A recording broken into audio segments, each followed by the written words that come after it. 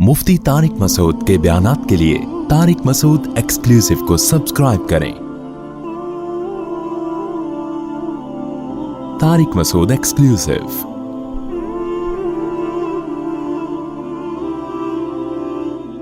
खूब अच्छी तरह समझ लो, जिना इंसान की नेचर नहीं है।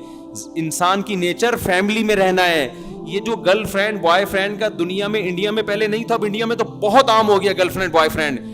इंडियंस ये समझ रहे हैं ये हमारी अय्याशी है। आपको पता नहीं डिप्रेशन के मरीज बनोगे कुछ वक्त के बाद जाके।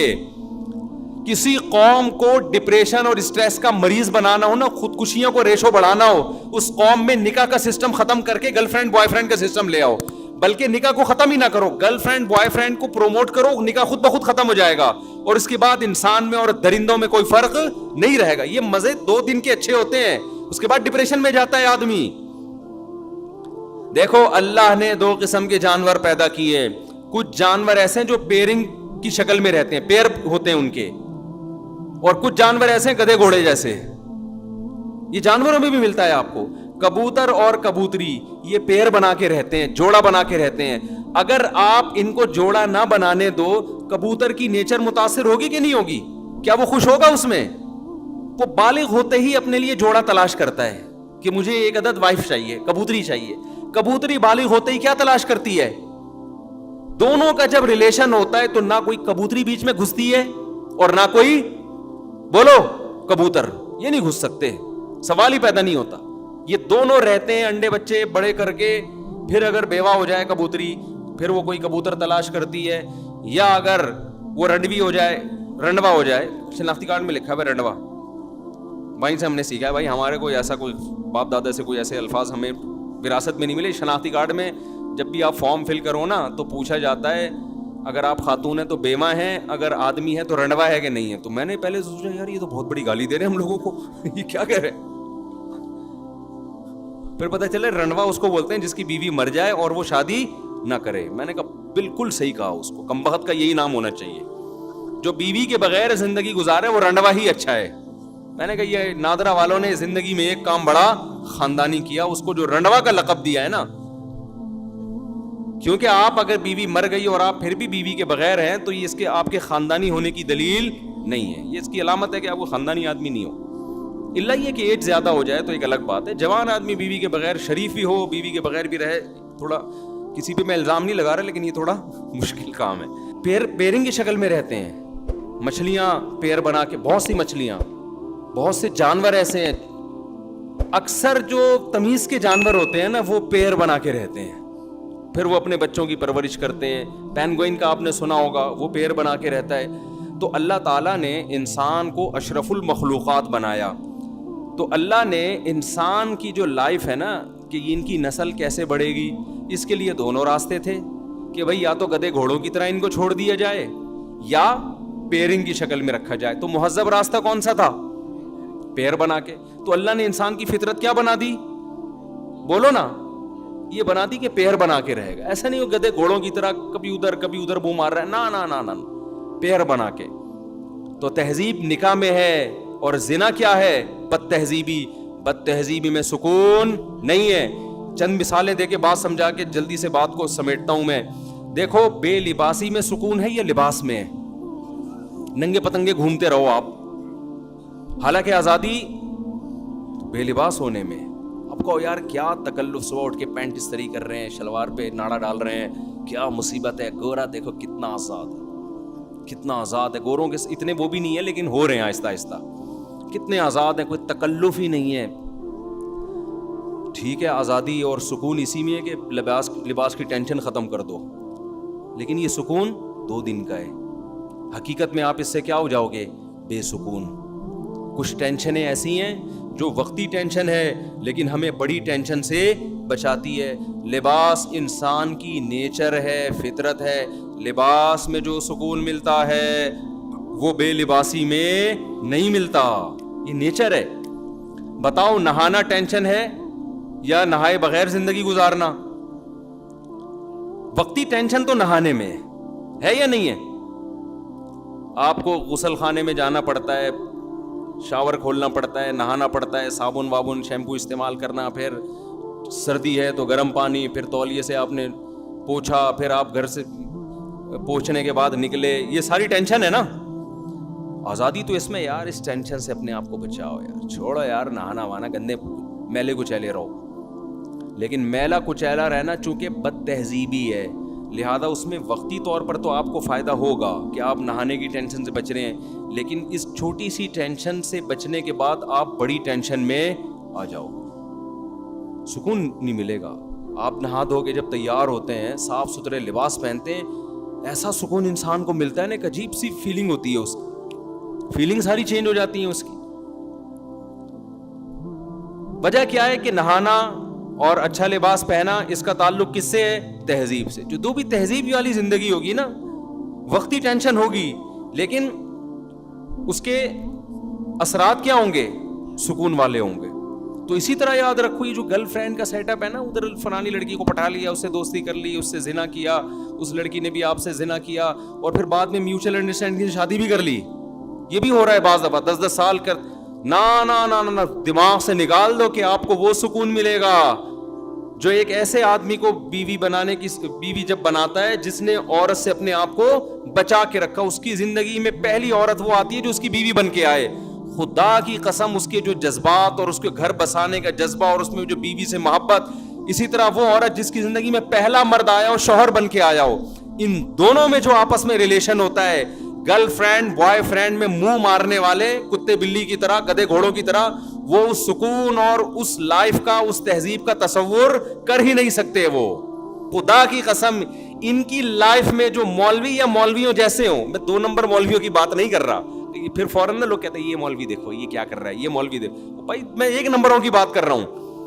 ان کی زندگیوں میں جو سکون ہوتا ہے گھریلو لائف میں, بیوی سے محبت, بچوں سے ان کو محبت ملتی ہے, وہ سکون ایک عام آدمی اس کا تصور نہیں کر سکتا.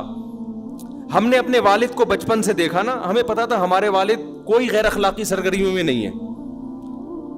ہمیں اپنے باپ سے بڑی عقیدت تھی, بڑی محبت تھی, یاد ہے. اچھا, ہم نے اپنے والد کو بچپن سے دیکھا نماز پڑھتے ہیں, تلاوت کرتے ہیں, روزانہ جب گھر آتے تھے نہاتے تھے, اتنی خوبصورت ان کی بڑی داڑھی تھی, چہرے پہ ایک رونق تھی, تہجد کے لیے اٹھ کے لمبی دعا مانگا کرتے تھے. بتاؤ بیٹا, جب باپ میں یہ صفات دیکھے گا, اس کو جو باپ سے محبت ہوگی, ایک عام آدمی کو اپنے لبرل باپ سے ایسی محبت ہو سکتی ہے؟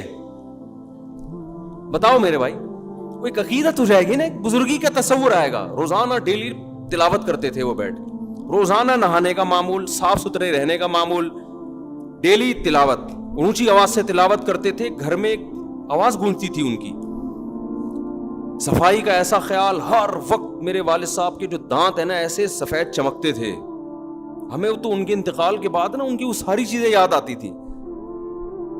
اور کوئی گٹکا نہیں, کوئی پان نہیں, کوئی سگریٹ نہیں. تو میں, پتہ ہے میرے ذہن میں کیا تصور تھا, دنیا میں سب سے اچھے کون ہیں؟ میرے والد ہیں. مجھے ایسا لگتا ہے, میں دوسروں کے ابا کو دیکھتا تھا سگریٹ پی رہے ہیں, میں کہتا یار ان کے بیٹوں کے دلوں میں ابا کا تقدس کیسے آئے گا؟ باپ تو اسی شکل میں اچھا لگتا ہے نا. ارے دوست تو ٹھرکی ہونا اچھا لگتا ہے, ابے وہ ادھر لڑکیوں کو چھیڑ رہا ہے, ادھر چھیڑ رہا ہے, یار یہ فرینڈ ہے, بڑا آزاد قسم کا فرینڈ, اس کو تو لوگ کہتے ہیں بڑا کیا ہے, صوفی دوست. کسی کو اچھا نہیں لگتا, لیکن باپ کیسا اچھا لگتا ہے؟ باپ تو نیک ہی اچھا لگتا ہے نا. تو ہم دیکھتے تھے ایسی نماز کی پابندی کرتے ہیں, ایسی تلاوت کی پابندی, کوئی غیر اخلاقی سرگرمیوں میں نہیں. کبھی کوئی آنٹی کی شکایت آئی ہو محلے سے, کیا بھائی. مجھے یاد ہے ایک دفعہ میری والدہ نے, میرے اپنے والد کے بارے میں ایسا کانسیپٹ بن چکا تھا, پھر باتیں بھی اچھی اچھی کرتے تھے. اچھا, ہم دوسروں کو دیکھتے تھے, جو بوڑھے لوگ ہیں نا, دوسروں کے ابوؤں کو دیکھتے تھے. کسی کے ابو کی برائی نہیں کر رہا میں, لیکن ایک کمپیئر کر رہا ہوں نا. تو وہ دیکھتے تھے کہ جب وہ دفتر سے آتے یا ریٹائر ہونے کے بعد وہ تھڑے بنا کے نا بیٹھے رہتے تھے درخت کے نیچے. بہت سے بزرگ حضرات کو ہم نے دیکھا بیٹھے رہتے, گپے مار رہے ہوتے تھے, کھل کھلا کے ہنسنے, ہاں ادھر غیبت, اس کی غیبت, ٹائم ویسٹنگ. کیونکہ ریٹائر ہو گئے, کوئی کام نہیں ہے, تو سارا دن بھر بیٹھ گئے, یہ سب چیزیں. میں اپنے والد صاحب کو دیکھتا تھا, وہ کبھی بھی اس طرح کسی ایکٹیویٹی میں مجھے نظر نہیں آئے. وہ جب ریٹائر ہو گئے تو کیا کرتے تھے وہ بیٹھ کے. میں نے ہم کو کبھی ویڈیو گیم کھیلتے ہوئے نہیں دیکھا. ہم نے بوڑھوں کو ویڈیو گیم کھیلتے ہوئے بھی دیکھا ہے, ڈرامے میں دل بہلا رہے ہیں ٹائم پاس کرنے کے لیے. ہم دیکھتے تھے کہ ہمارے والد صاحب نہ ڈرامہ, ٹی وی تو ہمارے گھر میں آنے ہی نہیں دیا نا والد صاحب, نہ ڈراموں میں دل بہلاتے تھے, نہ ناول پڑھ کے ٹائم ویسٹ کرتے تھے, نہ کہیں تھڑوں پہ بیٹھ گئے ادھر ادھر. والد صاحب کو شوق تھا بچوں میں بیٹھنے کا. جب دفتر سے آتے تھے نا ان کو شوق تھا کہ والدہ آ کے بیٹھیں اور بچے بیٹھیں. ان میں لطیفے بھی سناتے تھے. میں جو بیانات میں لطیفے سناتا ہوں زیادہ تر میں نے اپنے والد سے سنے ہیں. سمجھ رہے ہیں نا. بھی بچوں کو ٹائم دیتے تھے گھر میں آ کے بیٹھ کے لطیفے بھی یہ نہیں ایسا صوفی مزاج نہیں تھے کہ خشک جسے کہتے ہیں گپ شپ والے ہنسی مذاق والے گھر میں. تو کیا کرتے تھے کہ میں اب کمپیئر کرتا ہے نا انسان, نہ گٹکا کھا رہے ہیں, نہ پان کھا رہے ہیں, نہ سگریٹ پی رہے ہیں, نہ ناول پڑھتے ہوئے. اخباریں جہاں آیا کرتا تھا لوگ چاٹتے تھے صبح سے. 3 عورتیں 3 کہانیاں آتی تھیں اس وقت نا. 3 عورتیں 3 کہانیاں سب پڑھا کے بیٹھے ہوئے ہوتے تھے. اسی پہ پورے ہفتے تبصرہ چلتا تھا. ڈرامے آتے تھے اسکول ہم جاتے تھے لوگ ڈراموں کا تبصرہ کر رہے ہوتے تھے. تو والد صاحب کو نہ ڈراموں کا, اس کو سمجھتے تھے یہ ٹائم ویسٹنگ ہے, یہ وقت کا ضیاع ہے. تو فارغ وقت میں کیا کریں گے بھائی, یا تو تلاوت کر لی, یا بچوں میں بیٹھ کے گپ شپ لگا لی, یا کہیں ملنے کے لیے چلے گئے کسی قریبی رشتہ دار سے, یا بہت زیادہ کیا کیا. حضرت حکیم اختر صاحب رحمہ اللہ تعالی بڑے بزرگ تھے, ان کے ملفوظات پڑھ کے نا اس کے نوٹس تیار کرتے تھے. یہ بڑا زبردست. تو اپنی ڈائریاں رکھی ہوئی تھیں اس میں وہ لکھ لیا کہ یہ بڑی زبردست بات ہے. پھر جب کبھی تبلیغ والوں کا بیان ہوتا تو کبھی کبھار والد صاحب کو بھی بیان ملتا تو اس میں وہ پڑھ کے سناتے کہ دیکھو انہوں نے بزرگ نے کتنی اچھی بات کہی ہے, یہ دیکھو یہ بزرگ نے یہ حضرت نے کتنی اچھی بات. کہیں بھی ان کو پورے مہینہ ان کی ڈائری تھی, کوئی اچھی حکمت کی بات ملتی تھی تو اسے نوٹ کر لیتے تھے. تو اتنی ان کے انتقال کے بعد نا ان کی الماری سے ڈائریوں کا پورا پلندہ نکلا ہے. اتنا بڑا پلندہ, وہ پوری کتاب بن سکتی ہے وہ. تو ہمیں ان سے بڑی عقیدت تھی, بڑی محبت تھی. مجھے یاد ہے ایک دفعہ میری والدہ نے اتنی بات کہی نا تو میرے دل میں اتنا غم ہوا کہ یار کاش مجھے والدہ میرے والد کے بارے میں یہ بات نہ بتاتی. اب میں سوچتا ہوں یہ تو کوئی بڑی بات نہیں تھی, لیکن ہم نے عقیدت کا ایسا معیار بنایا ہوا تھا نا.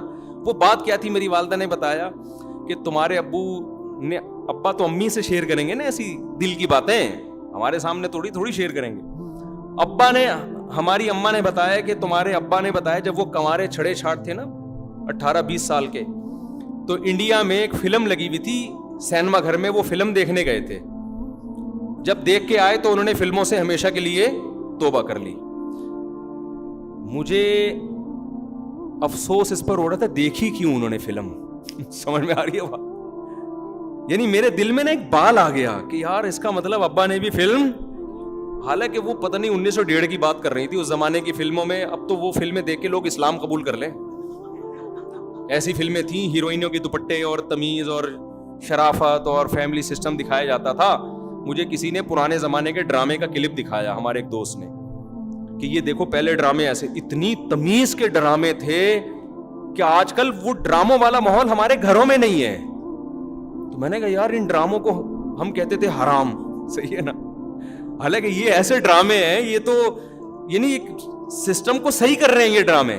اب تو پتہ نہیں کیا بےہودگی ہو رہی ہے. تو وہ اس زمانے کی پتہ نہیں 75 کی 74 کی, یا 75 میں تو 75 کی بھی نہیں, وہ کوئی بات ہو رہی ہوگی کہیں 1960 یا 55 کی. تو مجھے یہ تھا کہ یار ہمارے ابا نے فلم کیوں دیکھی. خیر بعد میں خیال آیا کہ یار اتنا بھی اونچا معیار نہیں رکھو بھائی, دیکھ کے توبہ کر لی نا, وہ بھی ایک دفعہ دیکھی تھی. تو کیونکہ میرے ذہن میں تھا بھائی ہمارے تو باپ دادا تھے سارے نیک چلے آ رہے ہیں, تو وہ ابا نے یہ حرکت کی کیوں, تو وہ ایک دفعہ بھی کیوں دیکھی. تو ایسا معیار بنا ہوا تھا. اب آپ بتاؤ جب گھر میں پاکیزگی کا ماحول ہوتا ہے تو اولاد کو بھی ماں باپ سے محبت ہوتی ہے.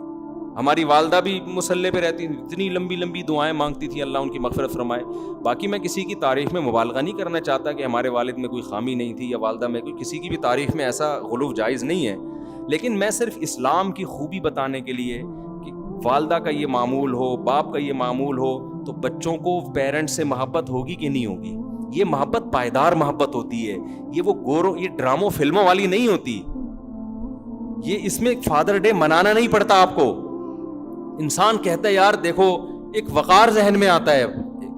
ہماری دادی ہر وقت ان کا نا ایک تخت تھا, اس پہ بیٹھی رہتی تھی, مسلوں کی تہیں لگی ہوئی تھیں, نماز روزے میں لگی ہوئی ہیں, ہر وقت ہاتھ میں تسبیح, شوال کے پورے روزے, رمضان میں کئی قرآن ختم ہو رہے ہیں. اور اللہ معاف فرمائے ایک ایپ تھا ان میں پڑوسیوں کے جا کے ڈرامہ لازمی دیکھتی تھیں بس, یہ ایک عیب تھا ان میں. لیکن ڈرامے کے وقت بھی کیا چل رہی ہوتی تھی؟ تسبیح. اور ڈرامے ایسا انجوائے کرتی تھی ڈرامے کو, وہ ڈرامے میں نا وہ بندہ رو رہا ہے تو یہ بھی رو رہی ہیں, اور پھر تبصرے بھی ساتھ ساتھ. جیسے کسی نے ڈانٹ دیا نا, ہائے اتنی زور سے تو نہیں ڈانٹنا چاہیے بیچاری کو, ویسے تبصرے بھی ان کے. سادہ لوگ تھے نا, ہم کہتے تھے دادی یہ سچی مچی کا نہیں ہے, یہ جھوٹی موٹی کا ہو رہا ہے. یہ عیب تھا ان کے اندر. باقی کیا ہے؟ نماز, تہجد, دعائیں, شوال کے پورے روزے, سنت روزے, یہ سارے معمولات, کوئی جھوٹ نہیں, کوئی چالاکیاں جو آج کل مارکیٹ میں پھیل گئی ہیں, اس کی جڑیں کاٹو, اس کو یہ کرو, اور غموں پہ صبر کرنا. میری دادی نے مجھے بتایا کہ میرے پتہ نہیں 7 یا 8 بچے بچپن میں فوت ہوئے ہیں, 7 یا 8 بچے. لیکن کیسا صبر کیا نا جو پیدا ہونے کے بعد فوت ہو گئے, کیسا صبر. تو ان چیزوں سے اللہ نے غیر مسلموں کو کیا کیا ہے؟ بولو, محروم. باپ کے منہ سے شراب کی اسمیل آ رہی ہے. لڑکے کو پتا ہے میرا ابا پتہ نہیں کتنی لڑکیوں سے دوستیاں لگا چکا ہے, اب جا کے میری اماں سے اس نے شادی کی ہے. وہ وقار ختم, رشتے آپس میں ریلیشن کیا ہو گئے؟ ختم. ہر آدمی انڈیپینڈنٹ ہے, اپنی لائف انجوائے کر. ایک صاحب بڑے لبرل تھے, اپنے بیٹے کو لندن میں فون کر کے کہہ رہے تھے, بیٹے کا فون آیا, ڈیڈی پاپا کوئی چیز کی ضرورت تو نہیں ہے آپ کو؟ کہتے ہیں no I am happy, so enjoy your life. Style میں نا, میرے سامنے بیٹھے ہوئے ان کو سمجھا رہے تھے, I am happy, enjoy your life. بیٹا تم نے فون کر کے پوچھ لیا, بس کافی ہے, لائف کو انجوائے کرو. بیٹا کہہ رہا تو میں آپ کے مشورے سے تھوڑی کروں گا انجوائے, میں تو میں ویسے ہی کر رہا ہوں, باپ نے بھی کی تو ہمیں بھی کرنے دو. تو میں ویسے ہی احتیاطاً پوچھ رہا تھا, مفتی صاحب کو اس دن بیان سن لیا تھا, ابا کا کبھی کبھار خیریت پوچھنی چاہیے, تو میں ویسے ہی پوچھ رہا تھا خیریت سے ہے نا, انجوائے کر رہے ہیں؟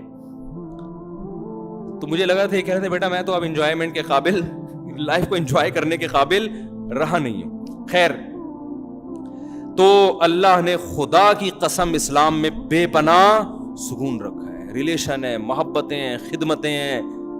باپ کی پیشانی میں جنت تلاش کرتا ہے انسان, ماں کے قدموں میں جا. اب ماں بھی اگر ایسی ماڈرن لبرل, بتاؤ ماں اس ہولیے میں اچھی لگے گی کہ سلیو لیس, بلکہ ایک تو ہاف سلیو ہوتا ہے نا, تو سلیو لیس کپڑے پہن کے وہ جا رہی ہو نائٹ کلب میں, آپ کی ممی جا رہی ہیں کہاں؟ کلب جا رہی ہیں. یہ گرل فرینڈ میں تو یہ شاید سوٹ کر جائے, ٹھیک ہے, اماں میں یہ چیز. تو یہ جو مارکیٹ میں جس قسم کی لیڈیز چل رہی ہیں, آپ کیا سمجھتے ہیں جو نائٹ کلبوں میں, اتنا تو ابھی ہمارا حساب ماڈرن نہیں ہوا کہ لڑکیاں نائٹ کلب میں جانا شروع کر دیں, لیکن ہو جائے گا 50-60 سال کے بعد, کیونکہ یلغار ہے نا وہاں سے جو کلچر ہم لے رہے ہیں, تو آہستہ آہستہ یہ بھی ہو جائے گا, جاؤ اسی طرف رہے ہیں. تو آپ کا کیا خیال ہے, یہ بڑھاپے میں اچھی ماں لگیں گی؟ بولو. آپ کہہ سکتے نہیں بڑھاپے میں ان کے سروں پہ دوپٹہ آ جائے گا, بڑھاپے میں ان کے ہاتھ میں تسبیح آ جائے گی. نا نا نا نا نا, بڑھاپے میں وہی مسجد میں آتا ہے جس کی جوانی اچھی گزری. جتنے بوڑھے آپ کو مسجدوں میں نظر آتے ہیں نا, یہ سارے جوانی سے آ رہے ہیں, تو بڑھاپے میں نہیں ہوتا. اللہ ماشاء اللہ 1000 میں کسی ایک کو اللہ توفیق دے دے, کیونکہ صحیح حدیث ہے, نبی صلی اللہ علیہ وسلم کی حدیث ہے, یحرم ابن آدم ویشب فیہ اثنتان. انسان جیسے جیسے بوڑھا ہوتا ہے 2 چیزیں اس میں کم ہونے کے بجائے بڑھتی ہیں, الحرص علی المال وطول الامل. لمبی لمبی امیدیں, دنیا کی محبت, یہ چیزیں کم ہونے کے بجائے بڑھتی ہیں. کیا مطلب؟ جوان ہوتی ہیں یہ. تو جوان وہی چیز ہوتی ہے جو پیدا ہو چکی ہو, جوانی میں تھی ختم نہیں ہوئی, تو بڑھاپے میں یہ اور زیادہ اسٹرانگ ہو جائے گی. جوانی میں آپ کو مشہور ہونے کا شوق ہے, بڑھاپے میں یہ شوق کم نہیں ہوگا بلکہ بڑھ جائے گا. جوانی میں آپ کو شوق تھا میں مشہور ہو جاؤں, ہر آدمی میری عزت کرے, ہر جگہ میرا استقبال ہو. نہیں ہو رہے, آپ کو ٹینشن ہو رہی ہے, کم ہوگی ٹینشن. لیکن آپ نے یہ شوق ختم نہیں کیا نا, آخرت کا خوف پیدا کر کے, آخرت کی لالچ پیدا کر کے. اب جیسے جیسے آپ بوڑھے ہوں گے یہ شوق آپ کا جوان ہوگا, اور ڈپریشن آپ کی کم ہونے کے بجائے بڑھے گی. پھر اسی ڈپریشن سے مرو گے آپ. یہ ٹینشن اور زیادہ ہوگی بڑھاپے میں, یار کیوں مجھے لوگ رسپیکٹ, اور بڑھاپے میں آپ کی رسپیکٹ کیا ہوگی؟ ختم. کیونکہ بڑھاپے میں آپ کو عزت صرف آپ کی اولاد دیتی ہے, خوب سمجھ لو. جوانی میں آپ کو عزت دینے والے بہت سے لوگ آپ کے اندر کوئی ایبلٹی ہے اس کی بیس پہ دیں گے. آپ اچھے کھلاڑی ہیں, ویلکم جی, آپ نے آخری بال پہ چھکا مارا تھا, آئیے تشریف لائیے. جب بوڑھے ہو گئے تو اب آپ کے اندر وہ صلاحیت ہی ختم ہو گئی. تو جو محبت کی بیس تھی جب وہ ختم ہو گئی تو محبت باقی رہے گی؟ بولتے کیوں نہیں؟ دیکھو آپ کو کوئی کسی حسینہ سے محبت ہے اس کے حسن و جمال کی وجہ سے، حسن ختم تو محبت کہاں گئی؟ دل لینے چلے گی محبت۔ آپ کو محبت ہے اچھی ایکٹنگ کرتا ہے، کوئی ایکٹر ہے، جب بڑھاپے میں ایکٹنگ ختم تو محبت بھی کیا؟ بولو نا، ختم۔ آپ کو یہ تھا کہ یار بڑا اچھا باکسر ہے، اس بیس پہ آپ اس کے میچز دیکھتے، آپ اس کے کھیل دیکھتے اور بڑا آپ کا دل چاہتا ہے میں اس سے ملوں۔ جب اس کی وہ بڑھاپا آ گیا، باکسنگ کے قابل نہیں رہا، تو وہ عزت بھی کیا ہو گئی؟ ختم۔ تو بڑھاپے میں حقیقی عزت صرف کس سے ملتی ہے؟ اولاد سے۔ اور کمال کی بات پتہ ہے کیا ہے؟ دنیا میں صرف ایک ماں باپ کا رشتہ ایسا ہے کہ جو جتنے بوڑھے ہوں اتنے زیادہ اچھے لگتے ہیں، اس کے علاوہ کوئی بھی رشتہ ایسا نہیں ہے۔ ایک اور رشتہ ہے، وہ ہے روحانی باپ کا، جس کو علماء یا بزرگان دین کہا جاتا ہے۔ یا تو روحانی باپ بن جاؤ، صحیح ہے نا، یا جسمانی باپ بن جاؤ، پھر جتنے بوڑھے ہوگے اتنے کیا ہوگے؟ اتنے اچھے لگو۔ کہتے ہیں نا، بیوی جتنی جوان ہو اور ماں جتنی بوڑھی ہو، یہ مشہور ہے۔ الٹا کر دیا، اگر اماں جوان ہے اور بیگم صاحبہ کی عمر 80 سال ہے، تو یہ حساب کتاب کیا ہے؟ یہ سیٹ نہیں۔ بیوی کہتے ہیں لوگوں میں مشہور ہے، حقیقت بھی ہے، کیا شرمانا ہے یار اس میں؟ حقیقت بھی یہ، بیوی جتنی جوان ہو اچھی لگتی ہے نا، اس میں کیا شرمانا ہے؟ کام میں دوغلی باتیں کروں آپ کے سامنے آپ کو خوش کرنے کے لیے کہ نہیں جی بیگم بھی بہت بزرگ ہو؟ نہیں بھائی، بیگم جوانی اچھی لگتی ہے نا۔ ہاں، ایسا نہ ہو کہ بزرگ ہو چکی ہو، چھوڑ دیں آپ اس کو جا کے۔ پھر اس سے ایک اور وجہ سے محبت ہوتی ہے کہ آپ کے ساتھ اس نے اتنا ٹائم گزارا ہے، آپ کے بچوں کی ماں ہے۔ محبت تو ہوتی ہے لیکن اس کا رخ کیا ہو جاتا ہے؟ چینج ہو جاتا ہے۔ تو وہ جو جذباتی محبت ہوتی ہے نا، عشق معشوقہ والی، وہ وقت جوان ہوتی ہے تو وہ رہتی ہے، بڑھاپے میں پھر وہ کنورٹ ہو جاتی ہے کہ دوسری قسم کی محبت میں۔ پھر دم درود بھی کروا رہے ہوتے ہیں لوگ اپنی بیگم سے، جا کے دعا بھی کروا رہے ہوتے ہیں۔ خیر، ماں باپ جتنے بوڑھے ہوں اتنے زیادہ اچھے لگتے ہیں، اتنے زیادہ ان میں نورانیت آتی ہے، اتنی روحانیت آتی ہے، اتنا ان کی خدمت میں۔ ہمیں یاد ہے ہم جب چھوٹے بچے تھے تو ظاہر ہے ہماری والدہ کی عمر اس وقت اتنی زیادہ نہیں تھی، تو ہم نہیں کبھی والدہ کی گود میں سر رکھ کے لیٹتے تھے۔ لیکن جب والدہ بالکل بوڑھی ہو گئی، ہم جب بڑے ہوئے تو اماں بوڑھی ہو گئی نا، پھر ان کی گود میں سر رکھنے کا اپنا مزہ تھا۔ جتنی بوڑھی ہوتی جا رہی تھی اتنی ہمارے لیے ان میں اٹریکشن بڑھتی جا رہی تھی۔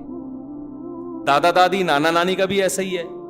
تو اسلام آپ کو نیچرل لائف دیتا ہے، بھائی بالغ ہوتے ہی شادی کر لو تاکہ تمہارا جب بڑھاپا آئے تو تمہارے بچے کثرت سے بھی ہوں اور جوان بھی ہو چکے ہوں۔ غیر مسلموں کے پاس یہ آپشن بھی کیا ہو گیا؟ بولو، ختم۔ لائف کو انجوائے کرو، گرل فرینڈ بوائے فرینڈ، یہ وہ تھوڑا سا ٹیکنیکل قسم کا سیٹ اپ، وہ سالہ تو نے اپنے تجھے نہ بیوی کی محبت ملے گی نہ عورت کی طرف سے شوہر کی۔ اور پھر ظاہر ہے جب گرل فرینڈ بوائے فرینڈ کا کلچر عام ہو جائے گا تو آپ جب بیگم لے کر آئیں گے ایک تو اس پہ 10 قسم کے شبہات ہوں گے، پتہ نہیں موبائل مجھے دیکھ کے یوں کیوں کیا تھا اس نے، یہ ہوتا ہے نا۔ کیونکہ عورت کو بھی پتا ہے میرا میاں جب فون پہ بات کرتا ہے تو کیا کر لیتا ہے، مجھے دیکھتے ہی ایک خاتون نے مجھے بتایا میرے میاں ایسے فون پہ لگا ہوگا، جیسے ہی میں آتی ہوں نا تو ایک دم نا تھوڑا سا یوں ہو جاتا ہے، تو اب اس کو وسوسے آنا شروع۔ دینداروں میں یہ چیز نہیں ہے۔ لڑکی باپ کے گھر سے زندگی میں پہلا مرد آیا، اس کی زندگی میں وہ وفا کرتی ہے، اس نے مرد دیکھے نہیں ہے، اس میں حیا ہوتی ہے، وحشت ہوتی ہے اس کو دوسرے مردوں سے۔ مرد اپنی نگاہیں جھکا کے زندگی گزاری، اس کی زندگی میں جو عورت آئی وہ اس کی بیوی بن گئی، اس کو پتا ہے یار یہ حلال ہے۔ جب حلال میں اس کی تسکین ہو گئی، گند میں منہ مارنے کا اس کا دل، بولو، نہیں کرے گا، منہ مارنے کا دل نہیں کرے گا۔ تو میاں بیوی کو پہلے دیکھو نا کیسے ہوتا تھا، شوہر 2 سال گھر سے باہر رہتا تھا، عورت کو یہ اطمینان ہوتا تھا کہ اس کی توجہ میرے علاوہ کہیں بھی نہیں ہوگی، اطمینان سے زندگی گزارتی تھی۔ میاں کو اطمینان تھا کہ میری بیگم میری ہے، میرے علاوہ اس کو کوئی جا کے موبائل چیک کرنے کی، خط دیکھنے کی کہیں بھی ضرورت نہیں تھی کہ کہیں گھر سے نکلی ہو تو پیچھے بندہ بھیجے یار جا کہاں رہی، اس کو اطمینان ہے۔ اب یہ چیز، اب تو ہمارے پاس کیسز آ رہے ہیں نا، اب یہ اطمینان آہستہ آہستہ کیا ہو رہا ہے؟ ختم۔ ایسے ایسے کیسز آدمی کانوں کو ہاتھ لگائے یار یہ ہو کیا رہا ہے معاشرے میں۔ تو میں لوگوں سے کہتا ہوں تم نے بھی عیاشی کی ہے، اس نے بھی عیاشی کی ہے، دونوں اتفاق سے ایک ایگریمنٹ سے شادی ہو گئی، اب نہ تمہیں اس پہ اطمینان نہ اسے تم پہ اطمینان، تو اب موبائلوں میں جھانکتے رہیں گے ایک دوسرے کے، وہ اس کے موبائل، وہ ذرا سا۔ اور پھر اتنا کمزور رشتہ بن چکا ہے میاں بیوی کا کہ مرد میں ذرا سا فالٹ پیدا ہو جائے نا تو عورت کو اپنے پرانے بوائے فرینڈ بولو یاد آنا شروع. تھوڑا سا آڑا ترچا ہو گیا آدمی, کمر جھک گئی, یا کوئی ڈاکٹروں نے کہہ دیا آپ کے جگر میں تھوڑا سا مسئلہ ہے, اور کہ بھائی اس کے ساتھ تو لائف میری, یا مالی لحاظ سے کمزور ہو گئے. سب سے بڑا ایشو تو یہ آتا ہے جب شادی ہوئی پیسہ تھا, اب کیا ہو گئے کمزور. تو اب چونکہ اس کے پرانے بھی سلام دعا بہت رہی ہے تو اس کو یاد آتا ہے اچھا بھلا میرے لیے وہ فلاں رشتہ آیا تھا, میں وہاں کر لیتی, میں وہاں کر لیتی, اس نے تو میری 1 سال ہماری فون پہ چیٹنگ بھی چلی ہے, گپ شپ بھی چلی ہے. صرف رشتے ہی نہیں آئے, رشتے آئے تو یہ تو غلط بات نہیں ہے, چیٹنگ بھی ہوئی ہے, اتنی لمبی لمبی ہماری باتیں ہوا کرتی تھی, اور کیا پھر یار یہ مر جائے تو اچھا ہے. تو اس کا نتیجہ کیا نکلے گا؟ دونوں کی جو ایک سکون اللہ نے دیا ہے نا, جو ہماری فیملی سسٹم میں ہوا کرتا تھا, یہ میرے ابا, یہ میری اماں, یہ میں, یہ میری وائف, یہ میرے بچے, ہمارا خاندان, بڑا سا خاندان, خوشیاں آسان, وہ خاندان سمٹ کے ٹھیک ہے نا, ایک آدھ داماد, ایک آدھ کہیں سے بہو, بس یہ ختم, ٹوٹل ریلیشن ہی ختم آپس میں. اور ان کا بھی آپس میں اتنا کمزور ریلیشن کہ ان کو بھی ایک دوسرے پر اطمینان نہیں ہے, کیونکہ درندوں کی طرح زندگی گزری ہے. تو کیا خوبصورت نظام ہے یار اسلام کا, ایسا وقتی مزے کو اسلام کہتے ہیں قربان کر دو, دائمی مزے دوں گا میں تمہیں. اور ہمیں تو اللہ نے اور آسانی دے دی یار, حلال معذرت کے ساتھ 4 کر سکتے ہو, ٹھیک ہے نا, بہت معذرت کے ساتھ. خواتین بھی بیان سن رہی ہیں تو اس میں ٹینشن ہے. لوگ یہی کہتے ہیں یار اتنی ٹینشن کے ساتھ ہم شادی کریں, خدا کی قسم وہ ٹینشن وقتی ہے, زنا سے کروڑا گنا بہتر ہے وہ ٹینشن. زنا کی طرف کبھی نہ جاؤ, یہ ایسی آگ ہے نا آگ, اس میں جو ایک دفعہ گھسا 1000 میں 2-4 ہوتے ہیں جو واپس آتے ہیں, ورنہ اس میں جب ایک دفعہ اس دلدل اور گند میں گھس گئے تو واپس نکلنا بہت مشکل. زانی 100 بار توبہ کرتا ہے پھر گھستا ہے اسی گند میں, اور اس کی جو گھریلو لائف ہے اس سے تباہ و برباد ہو جاتی ہے. گھریلو لائف, اولادوں کو بھی پتہ چل جاتا ہے ہمارے ابا کی حرکتیں کیا ہیں. اب جو ہمارے پاس کیس آ رہے ہیں, بچے بتا رہے ہوتے ہیں ہمارے ابا یہ کر رہے ہیں, بچے کو جب پتا چلے ابا ماشاءاللہ پکڑے گئے ہیں, تو بچے کی کیا دل میں عظمت رہے گی. پھر باپ اسے ڈانٹے گا تو بچہ بھی آگے سے جواب دے گا, ہمارے ابا نے تو ہمیں بڑے بڑے موٹے موٹے پائپوں سے پکڑ کے مارا ہے, مگر مجال ہے کہ ہماری آواز کبھی ابا کے سامنے اونچی نہیں ہوئی. کیوں؟ ہمارے دل میں ایک تقدس تھا کہ یار یہ نیک آدمی ہے, یہ ہمیں مار رہے ہیں تو ہمارے فائدے کے لیے. ایک جلال ہوتا ہے, ایک روب ہوتا ہے, مارا پیٹا بھی ہے, پھر پیار بھی کیا, منایا بھی, سب کچھ. لیکن اگر ابا کی حرکتیں معاذ اللہ کسی کی ٹھیک نہ ہو, تعلقات ہوں, غیر اخلاقی سرگرمیاں ہوں, پھر بیٹا کہتا ہے ابا ہمارے کون سے ٹھیک ہیں, یہ مجھ پہ ہاتھ کیوں اٹھا رہے ہیں, یہ تو میرے لیول کے ہیں. تو یہ بہت خطرناک. اور اسی وجہ سے ایک اور بات میں کہتا ہوں, دیکھو اگر کسی شخص کو آپ نے غیر اخلاقی حرکتوں میں دیکھ لیا ہے, اللہ کا واسطہ دے کے کہتا ہوں اس کی اولاد کو کبھی بھی نہ بتاؤ. بیٹے کے سامنے باپ کی برائی کرنا اتنا بڑا جرم ہے نا, کہ جو بیٹے کے لیے مربی تھا آپ نے اسی پر اعتماد بیٹے کا ختم کر دیا. اب بچے کے پاس کوئی تربیت کرنے والا نہیں, اب نہ وہ اپنے ٹیچر کو مانے گا نہ کسی بزرگ کو مانے گا, کیونکہ اللہ نے بیٹے کے لیے سب سے بڑا مربی اور مقدس رشتہ اس کے باپ کو بنایا. باپ جتنی غیر اخلاقی سرگرمیوں میں ہو, اولاد کے سامنے ہمیشہ اس کے باپ کی اچھائی بیان کرو, کہ اولاد کے لیے بہرحال وہ اچھا ہی سوچتا ہے. لوگ بڑا جرم کرتے ہیں, بیٹوں کے سامنے اس کے باپ کی برائیاں کر رہے ہوتے ہیں, تمہارا باپ ایسا, تمہارا باپ ایسا. تو یہ بہت خطرناک. ہمیں یاد ہے ایک دفعہ ایک شخص آیا, کسی کی باپ کی برائی کرنے لگا نا, دوسرے بندے نے کہا یار اس کے سامنے اس کے فادر کی برائی نہ کرو, یہ بہت بری حرکت ہے. مجھے بڑا اچھا لگا, اس نے فوراً ٹوک دیا. تو یہ بہت بڑا جرم ہے. اسی طرح عورت کے سامنے اس کے شوہر کی, شوہر کے سامنے عورت کی, ان ریلیشن کو شریعت نے جوڑنے کا حکم دیا ہے. ایک دوسرے کی برائی کسی کے سامنے ان ریلیشن کے بارے میں کبھی بھی نہ کیا کرو.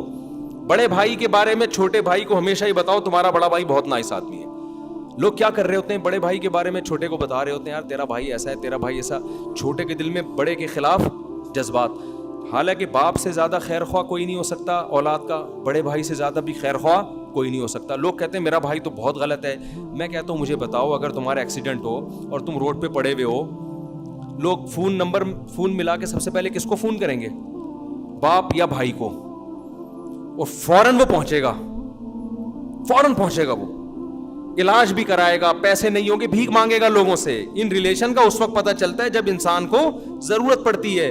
ایسے ہی تھوڑی شریعت نے کہہ دیا کہ قاتل سے قصاص لینے کا حق باپ کو اور بھائی کو ہے, کیونکہ ان کو جو تکلیف پہنچتی ہے وہ کسی اور کو نہیں پہنچتی. بات کو سمیٹ کے جلدی سے ختم کرتا ہوں. جو اصل بات میں آپ کے سامنے عرض کر رہا تھا کہ اسلام دین فطرت ہے, جس کی وجہ سے چہروں پہ بھی سکون پیدا ہوتا ہے. جو اسلام پہ چلتے ہیں ان کے چہروں پہ اللہ رونق پیدا کر دیتے ہیں. ہم نے علماء صلحاء کے چہروں پہ رونق دیکھی, ان کے چہروں میں سکون اطمینان دیکھا, حالانکہ ان کے پاس انٹرٹینمنٹ کے لیے کچھ بھی نہیں ہوتا. غربت میں بھی خوش ہوتے ہیں. اور کلو من الطیبات, یہ آیت میں بتا رہا تھا, قرآن کیا کہتا ہے؟ پاکیزہ چیزیں کھاؤ, وَاعْمَلُوا صَالِحًا, عمل کو بھی کیا کرو؟ پاک کرو. گندے عمل بھی نہ کرو. جھوٹ بولنا ناپاک عمل ہے, زنا کرنا ناپاک عمل ہے, ہوس کرنا ناپاک عمل ہے. انسان پیسہ کمائے حلال طریقے سے استغنا کے ساتھ. استغنا کا مطلب کیا ہے؟ لالچ نہ کرے. اس کی جیب پہ نظر, اس کی جیب پہ نظر, اس کے جناب بٹوے میں گھسنے کی کوشش کر رہا ہے, اپنا پیسہ چھپا رہا ہے تاکہ لوگ مجھے تعاون کرنا بند نہ کریں. ایک غریب ہے ہمارے جاننے والوں میں, مجھے پتہ ہے بہت غریب ہے. میں نے ایک دن اس کو بلا کے زکوٰۃ دے دی, تو وہ نہیں لے رہا تھا. کہہ رہا ہے یار اللہ کا دیا میرے پاس بہت ہے, مجھے کیوں دے رہے ہو زکوٰۃ؟ میں نے زبردستی, مجھے پتا تھا نہیں ہے, سفید پوش ہے اور نوجوان لڑکا, زبردستی میں نے زکوٰۃ پکڑائی. اس کو ضرورت تھی, اس کو واقعی خاندانی ہونے کی دلیل. 2 مہینے بعد آ کے وہ پیسے واپس کیے, کہہ رہے میرے پاس اب پیسوں کا انتظام ہو گیا, یہ آپ واپس لے لیں. میں نے کہا تیرا باپ بھی لے گا بھی ہے, سمجھ رہے ہو نا. میں نے کہا ہمیں خاندانی لوگوں کی کیا ہوتی ہے, تلاش ہوتی ہے. لچڑ لوگ معاشرے میں زیادہ نظر آئیں گے. آپ نے پیسے پکڑائے, پھوٹ پھوٹ کے رونا شروع کر دے گا, ہائے ہائے میرے گھر میں تو کچھ تھا ہی نہیں, ہائے ہائے. حالانکہ میں گیا ہوں لوگوں کے گھروں میں, میں نے سروے کیا ہے نا, کسی نے کہا نا کچھ نہیں ہے, پہنچ گئے ہم ان کے گھر, اچھا بھلا کھا پی رہے ہو, منہ میں بھیک کی تمہاری جو ہے نا ایک ذلت. تو یہ کیا ہے؟ رزق تو آپ کو ملے گا. استغنا کے ساتھ رہو گے تو دروازے پھاڑ کے رزق آئے گا. اور اگر بھکاری پن پہ آ گئے نا تو ادھر سے بھی گھسیٹا, ادھر سے بھی ادھر منہ ٹیڑھا کیا, بیوی کے سامنے بھی چھپا رہا ہے, اسے بہت تھوڑا تھوڑا کھلا رہا ہے تاکہ اس کو یہ نہ پتہ چل جائے کہ میرے پاس کیا ہے, پیسے ہیں. اس کو اچھا, ایسے لوگ بھی ہیں, اس کو بھی غربت میں رکھا ہوا, بھائی کھاؤ کھلاؤ یار, کیوں اتنا زیادہ مسلط کیا ہوا ہے. لیکن یہ ہوس اس وقت تک ختم نہیں ہوگی جب تک آپ دنیا کو مسافر خانہ نہیں سمجھو گے. آخرت کو ہدف بناؤ گے تو پھر سینہ کشادہ ہو جائے گا, یار چلتا ہے. تو یہ ہوس, یہ کیا ہے؟ یہ بھی گندا اور ناپاک عمل ہے. یہ تمام قسم کی ناپاکیوں سے اپنے آپ کو بچاؤ گے نا تو آپ پاک ہو جاؤ گے. اور راحت کس میں ملتی ہے؟ پاک ہونے میں یا ناپاک ہونے میں؟ پاک میں راحت. تو صرف جسمانی غسل سے سکون نہیں ملتا, روحانی غسل سے جو سکون ملتا ہے وہ جسمانی غسل سے کئی گنا زیادہ ہے, کئی گنا زیادہ اس میں سکون اللہ نے رکھا ہے. تو نہ جھوٹ بولے انسان, نہ لالچ کرے. آج لالچ بہت, دیکھو لالچ کا مطلب پتہ ہے کیا ہوتا ہے؟ غیر اخلاقی طریقوں سے پیسہ کمانا. غیر اخلاقی طریقے, کسٹمر کے گھر تک پہنچ گئے منت سماجت کرتے کرتے, یہ لے لو, یہ چیز لے لو. مجھے بڑا غصہ آتا ہے ایسے لوگوں پر. آپ نے دیکھا ہوگا ہوٹلوں میں کہ باہر لوگ کھڑے ہوتے ہیں, آپ کہیں جا رہے ہو, گاڑی کے سامنے آگے کھڑے ہو جاتے ہیں, سر پلیز یہاں آئے. یہ غیر اخلاقی طریقہ ہے. آپ نے ہوٹل بنا دیا, ایک بورڈ لگا دیا, یہاں اچھے کھانے دستیاب ہیں, ہمارا دل چاہے گا ہم گھس جائیں گے, نہیں تو چھوڑا یار, باڑ میں جائے تیری ایسی کی تیسی, ایسے بولو اچھا لگے گا. کھانا ہے کھا, نہیں تو نکل یہاں سے. زکوٰۃ تھوڑی بٹ رہی ہے یہاں پہ, بزنس ہے بھائی, بزنس کے اسٹائل میں ہوگا تو لینا ہے لو, نہیں تو یہاں سے دفع ہو یہاں سے. ایسا ہی ہونا چاہیے نا, دفع نہ کریں, بد اخلاقی نہ کریں. مثال دے رہا ہوں, دل میں یہی ہونا چاہیے بھائی جو میرے اب صدر میں آپ دکانوں میں چلے جاؤ, آپ جا رہے ہوتے ہیں, صوفی صاحب بیٹھیے تو صحیح, کہاں جا رہے ہیں, بیٹھے نا, کہاں جا رہے ہیں بھائی. یہ غیر اخلاقی طریقہ ہے. آپ نے شاپ کھول لی, آپ آرام سے بیٹھو, بد اخلاقی نہ کرو کسٹمر کے ساتھ. کوئی آپ کی طرف دیکھتا ہے تو آنکھ مار لو, آ جا بھائی, دیکھ ہی نہیں رہا, اس کے پیچھے جا رہے ہیں. بہن کہاں جا رہی ہیں, انٹی نہیں بولتے, ان کو پتہ ہے پر جاتی رہے گی, رکے گی نہیں. کسی خاتون کو انٹی بول دیا نا, وہ سمندر میں جا کے منوڑا کے گر جائے گی, وہ پیچھے مڑ کے نہیں دیکھے گی. تو بڑے ہوشیار ہوتے ہیں. تو سسٹر کہہ رہے ہوتے ہیں آئیے, بھابھی آئیے, یہ کہہ رہے ہوتے ہیں, پیچھے تک جا رہے ہوتے ہیں. بھائی تمیز سے کماؤ یار. آپ کا کوئی بزنس ہے, اسی جیسا بزنس دوسرے نے بھی کھول لیا, بات نہیں یار, جو جس کے مقدر میں جو کسٹمر ہوگا آئے گا. لیکن ایک آدمی اسی جیسا بزنس کرتا ہے تو اپنے کو آپ کو پروموٹ کرنے کے لیے آپ کی ٹانگیں کھینچ رہا ہوتا ہے کہ یار اس کو کسی طرح سے. میں ایک دفعہ ایک بائک والے کے پاس گیا اپنی بائک ٹھیک کرانے کے لیے, ہر مہینے اسی کے پاس جاتا تھا. ایک دن وہ اتفاق سے اس کی ورک شاپ بند تھی تو میں ساتھ والے کے پاس چلا گیا. ساتھ والے سے جب میں نے بائک ٹھیک کروانے لگا تو اس نے کہا آپ اس کے پاس جاتے ہو؟ میں نے کہا ہاں. کہہ رہے میں ایک بات بتاؤں, یہ بندہ ٹھیک ہے نہیں. تو آپ برا محسوس کرو گے, آپ مولانا صاحب ہیں, کسی کی اپنے پڑوسی کی برائی کرنی نہیں چاہیے, لیکن چونکہ آپ بہرحال ایک عزت ان کے خیال میں ایک عزت دار آدمی تھا تو میں اس لیے بتا رہا ہوں کہ آپ نہ جائیں. مجھے بہت برا لگا اس کا یہ عمل. میں نے کہا اس کے پاس جاؤں نہ جاؤں, تیرے پاس آئندہ کبھی بھی نہیں آؤں گا. حالانکہ عین ممکن ہے وہ سچ کہہ رہا ہو. ہر سچ کہنے کا نہیں ہوتا جب تک آپ کے پاس کوئی واضح دلیل نہ ہو. دلیل نہیں ہے تو کیوں الزام لگا رہے ہو؟ ثابت کرو. آپ ثابت آپ کر نہیں سکتے. آپ کسٹمر کو چکر میں ڈال دیا نا آپ نے. میں ایسا ہی الزام لگا دوں وہ بندہ 2 نمبر ہے, حالانکہ مجھے پتا ہے, لیکن جب تک میرے پاس اس کو پروف کرنے کی کوئی دلیل نہیں ہے مجھے اجازت نہیں ہے کہ میں لوگوں کو اس کے بارے میں ورغلاؤں, اس لیے کہ اگلا میری بات پہ کیوں یقین کرے گا. تو میں نے کہا بھائی میرے دل میں سوچا اس کا تو مجھے پتا نہیں کہ 2 نمبر ہے یا نہیں ہے, تیرے بارے میں مجھے یقین ہو گیا کہ تو کیا ہے, اپنے پڑوسی کی ٹانگیں کھینچ رہے. تو ہر بات کہنے کی بھی نہیں ہوتی, یہ آپ کے 2 نمبر ہونے کی علامت ہے. آپ بیٹھو یار, آپ یہ سوچو ہم نے کوئی ٹھیکہ تھوڑی لیا ہوا ہے. اور کوئی دلیل سے بات کرتا, بتا دیتا کہ اس دن جو آپ نے انجن ٹھیک کروایا تو اس انجن میں اس نے یہ والا پرزا آپ چیک کر لیے گا جا کے چائنا کا ڈالا ہے, یہ دلیل سے بات ہوتی, میں چیک کر لیتا واقعی بھائی وہ 2 نمبر ہے. مجھے پھر یہ جائز ہے تاکہ دوسرے کو نقصان ہو. لیکن آپ ہوائی بات کر رہے ہو, وہ بندہ ٹھیک نہیں ہے. کیوں ٹھیک نہیں ہے؟ اس کو کہتے ہیں جرح مبہم. مبہم کا مطلب ایویں پھینک دو آپ بیٹھ کے. حدیث میں جب جرح ہوتی ہے نا کہ یہ راوی ضعیف ہے, تو جرح کی 2 قسمیں ہوتی ہیں, ایک جرح مفسر کہلاتی ہے, ایک جرح مبہم. تو تمام محدثین کا اتفاق ہے کہ جرح مبہم کا اعتبار نہیں ہوگا. جیسے کسی بڑے محدث نے کہہ دیا یہ راوی ضعیف ہے, اس سے کہنے سے ضعیف نہیں ہوگا جب تک وہ ڈیفائن نہیں کرتے بھائی کیوں ضعیف ہے, وجہ کیا ہے اس کے ضعیف ہونے کی. تو اس کو کہتے ہیں جرح مفسر. آج انٹرنیٹ پہ جو بہت سارے یوٹیوبرز پڑے ہوئے ہیں نا, جو آپ کو بڑی بڑی تحقیقات حوالوں کے ساتھ پیش کر رہے ہیں, کہتے ہیں فلاں محدث نے اس کو ضعیف کہا, فلاں محدث نے اس راوی کو ضعیف کہا. لوگ بڑے متاثر ہو رہے ہیں, یار اس نے بھی ضعیف کہہ دیا, اس نے بھی, اس کا مطلب حدیث ضعیف ہے. حالانکہ وہ صحیح حدیث ہوتی ہے. اس لیے کہ جو لسنر ہے نا وہ فارغ ہوتا ہے, اس کو حدیث کے اصول معلوم ہی نہیں ہے, وہ صرف حوالہ دیکھ رہا ہوتا ہے کہ دیکھو فلاں حدیث کے راوی کو فلاں محدث نے ضعیف کہا, تو واقعی یہ کیا ہے, ضعیف ہے, لہذا یہ حدیث کیا ہے, ضعیف ہے.